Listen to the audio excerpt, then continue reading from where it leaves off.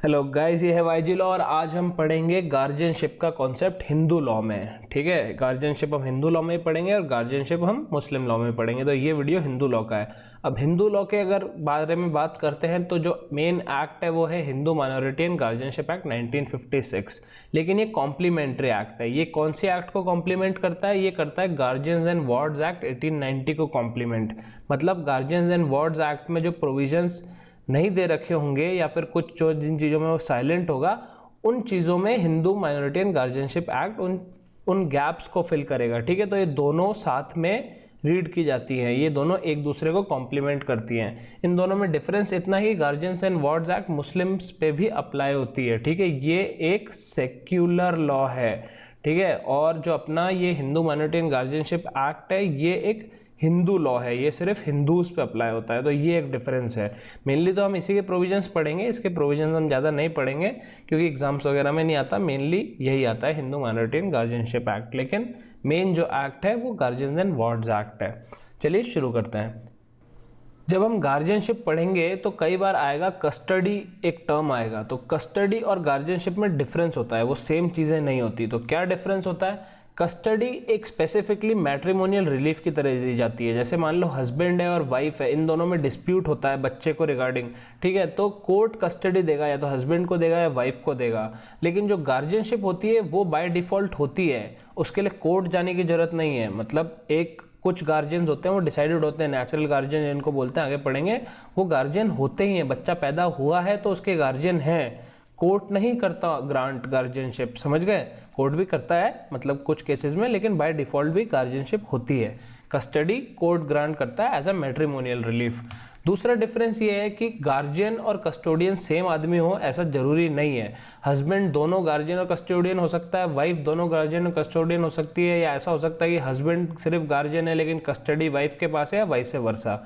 ठीक है, तीसरा डिफरेंस है कि गार्जियनशिप काफ़ी कॉम्प्रिहेंसिव टर्म है और उसमें ज़्यादा राइट्स मिलते हैं कस्टडी से। कस्टडी मतलब बेसिकली होता है कि बच्चा आपके पास रह रहा है और आप उसका थोड़ा ध्यान रख रहे हो, लेकिन गार्जियनशिप में आप उसके लाइफ डिसीजंस ले सकते हो, कौन सी स्कूल जाएगा, उसकी शादी कहाँ होगी, वगैरह वगैरह, और ऐसे दूसरे भी कोई लाइफ डिसीजंस होते हैं। तो गार्जियनशिप, जो इसके पास गार्जियनशिप होती है उसके पास ज़्यादा राइट्स होते हैं वो डिसीजंस लेने के लिए।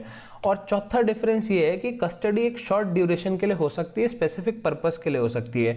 6 महीने के लिए कस्टडी हो सकती है, बच्चा 5 साल का नहीं हो जाता जब तक की कस्टडी हो सकती है, लेकिन गार्जियनशिप परमानेंट होती है हमेशा। समझ गए? तो कस्टडी और गार्जियनशिप में डिफरेंस होता है, बात ध्यान में रखना, इंटरचेंजेबली यूज नहीं करने हैं दोनों टर्म्स। अब थोड़ा डिटेल में जाएं और देखें हु इज़ अ गार्जियन। तो सेक्शन 4B HMGA 1956 जो है, सेक्शन 4B में गार्जियन की डेफिनेशन दे रखी है। इसमें सबसे पहले समझाया कि गार्जियन होता कौन है।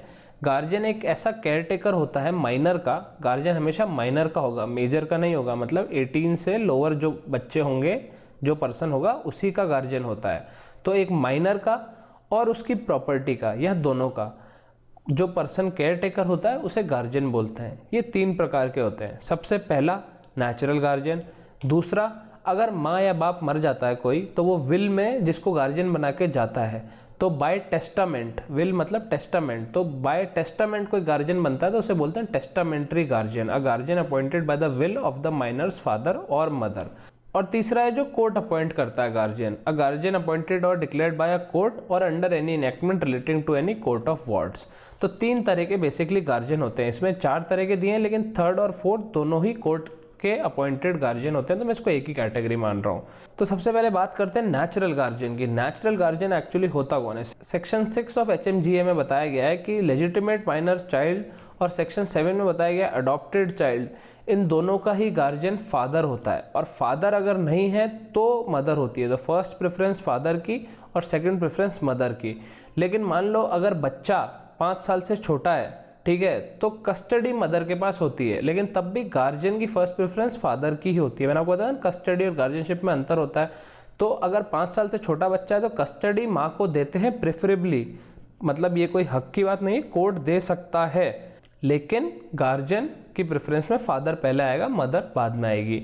और अडॉप्टेड चाइल्ड में भी यही सीन है, पहले फादर को प्रेफरेंस है एज अ गार्जियन और उस फादर के एब्सेंस में मदर को है। फिर अगर बात करें इलेजिटिमेट माइनर चाइल्ड, मतलब नाजायज अगर आपका बच्चा है, ठीक है, तो नाजायज बच्चे की पहली गार्जियन की चॉइस होती है मदर, और मदर की एब्सेंस में फादर होता है, नेक्स्ट इन प्रेफरेंस होता है फादर, ठीक है, उल्टा है।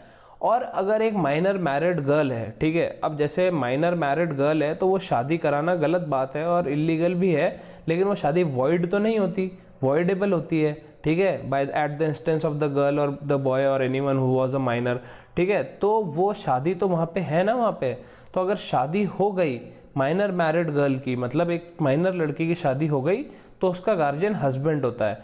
लेकिन अगर हस्बैंड भी माइनर है, हस्बैंड भी 18 से लोअर है, तो वही मदर फादर वाला लॉजिक लगता है जो गार्जियन का लगता है, ठीक है। सेक्शन 6 में ये इधर ये और ये तीनों पॉइंट्स दिए हैं और सेक्शन 7 में अडॉप्टेड चाइल्ड का पॉइंट दिया है। इसके बाद बात करते हैं डिस्क्वालिफिकेशन फ्रॉम नेचुरल गार्जियनशिप, मतलब आप नेचुरल गार्जियनशिप से हटाए जा सकते हो दो तरीकों से नहीं, मतलब दो रीजंस की वजह से आप हटाए जा सकते हो।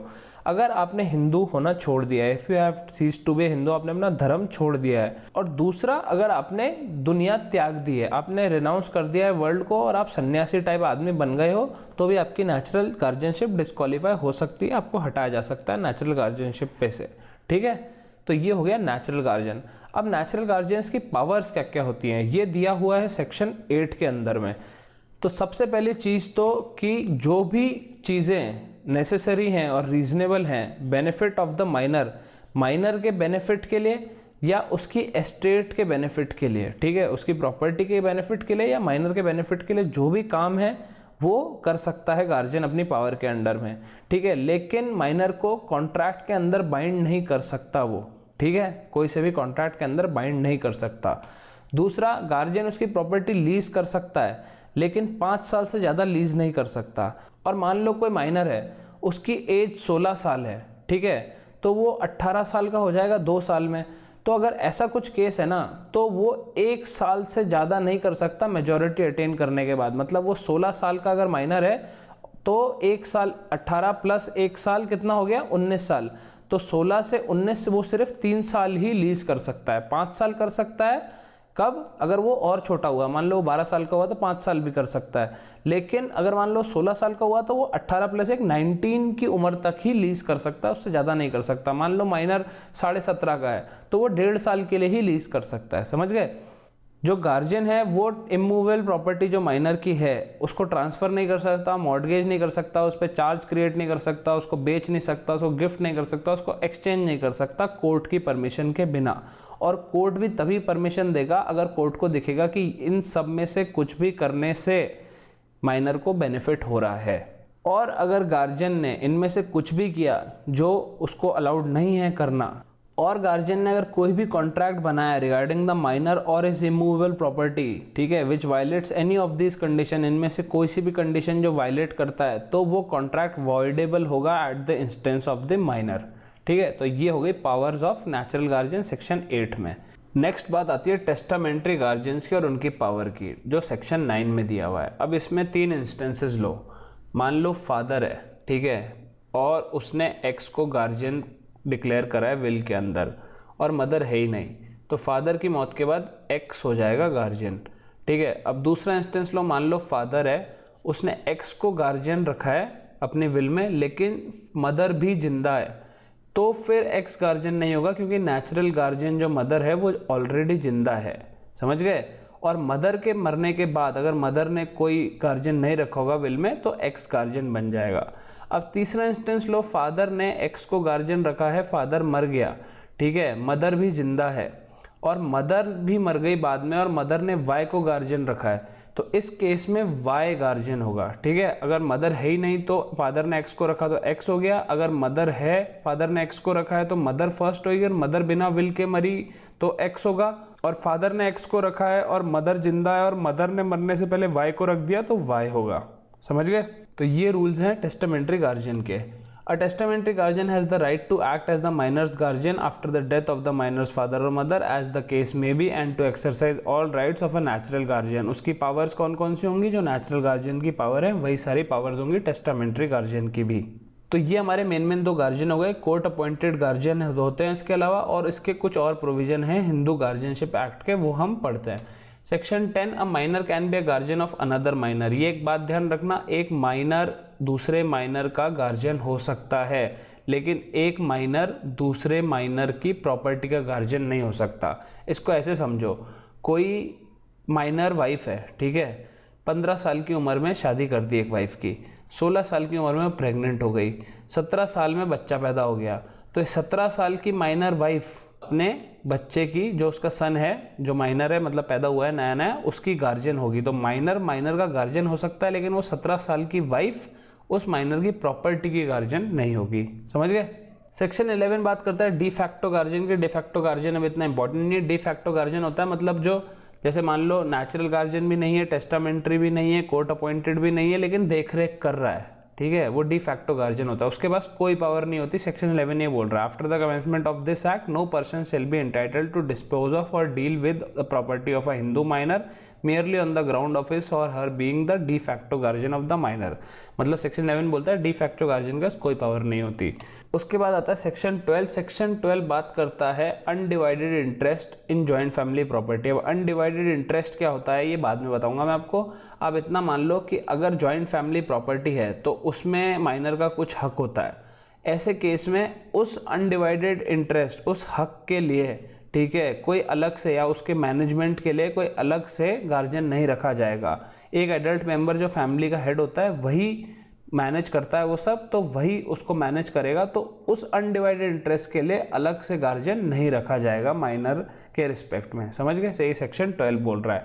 और सेक्शन 13 बोलता है welfare of minor to be paramount consideration. मतलब माइनर का वेलफेयर ही सबसे इंपॉर्टेंट चीज़ है, उससे इंपॉर्टेंट कुछ नहीं है। और इस एक्ट में 13 ही सेक्शन है, बहुत छोटा सा एक्ट है। तो मैंने आपको मेजर ऑलमोस्ट पूरा एक्ट कवर करा दिया। अब देखो, मेरे को कई लोग बोलते हैं कि सर आप केस लॉ नहीं पढ़ाते हो, केस लॉ पढ़ा दो, एग्जाम में केस लॉ लिखने पड़ते हैं। तो देखो, एग्जाम में केस लॉ लिखने पड़ते हैं तो यहाँ पॉज करो, ये 2 केस लॉ हैं, पढ़ लो, रिलेवेंट हैं, इस टॉपिक से काफ़ी काम आएंगे एग्जाम में शीट भरने के। लेकिन कंसेप्चुअल क्लैरिटी के लिए मुझे लगता है कि अभी तक हो गई होगी। तो जिसको केस पढ़ने वो पॉज कर लो, पढ़ लो, ज़बरदस्ती क्यों मैं सबका टाइम वेस्ट करूँ। और वीडियो एंड करते हैं। अगर आपको ये वीडियो अच्छा लगा तो प्लीज़ लाइक करो, सब्सक्राइब करो, सब्सक्राइब नहीं करा तो कर ही दो यार। और यहाँ पे बाकी वीडियोस देख लो फैमिली लॉ के। मिलते हैं अगले वीडियो में, बाय बाय।